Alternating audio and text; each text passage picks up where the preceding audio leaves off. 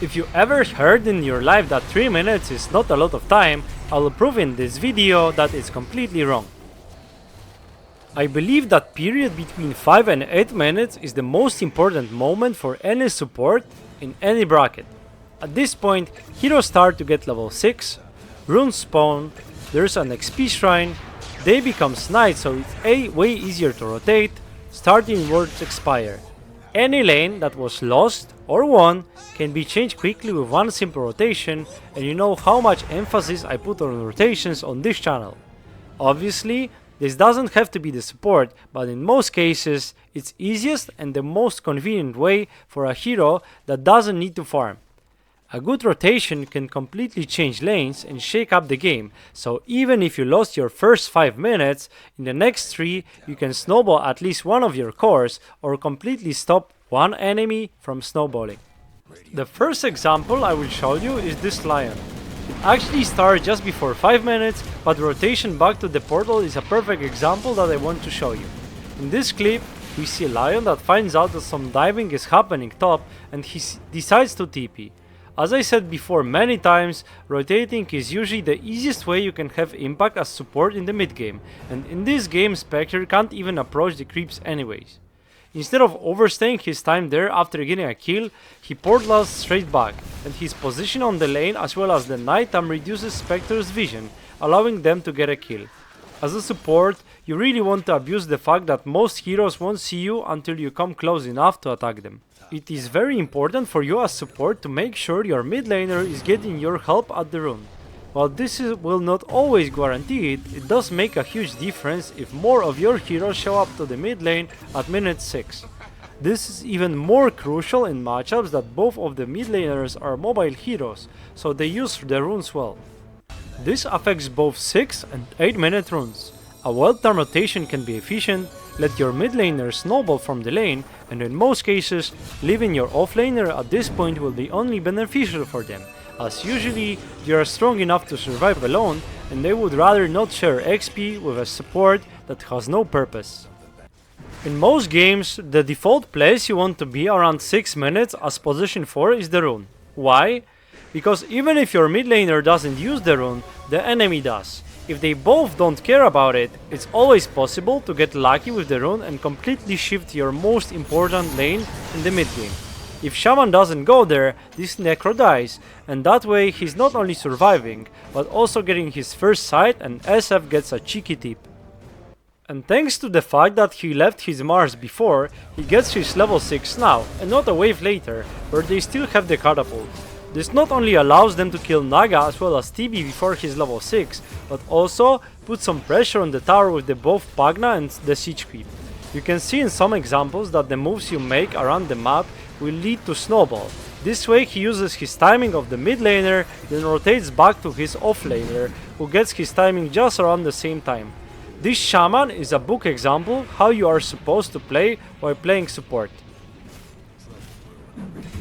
And here we can see Disruptor catching enemy of laner TB, then instantly TPing to another lane and creating a scenario where enemy carry is guaranteed to die.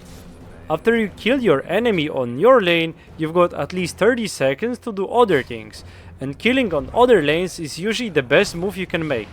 This also creates a scenario where enemy supports have no idea where they are supposed to TP to, as probably both of their side lane cores are getting angry.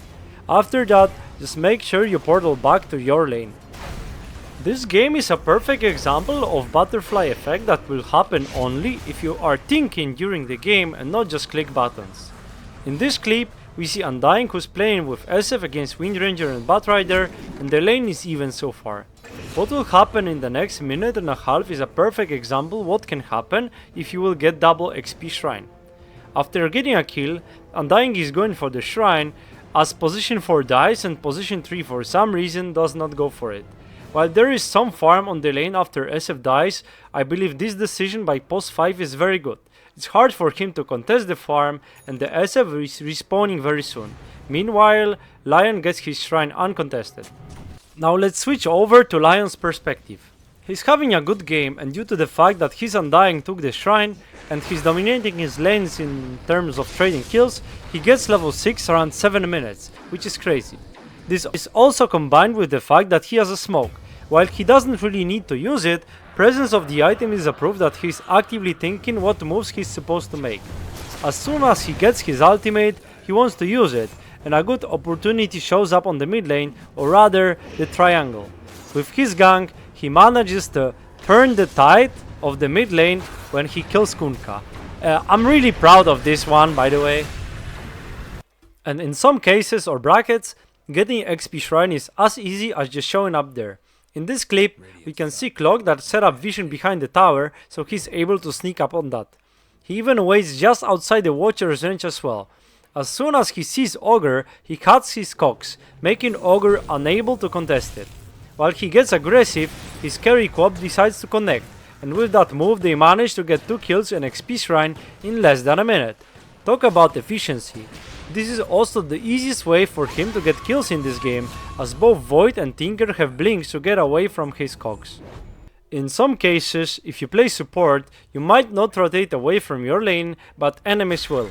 That will mean you can put a lot on pressure on enemy offlaner, then eventually go for the XP Shrine.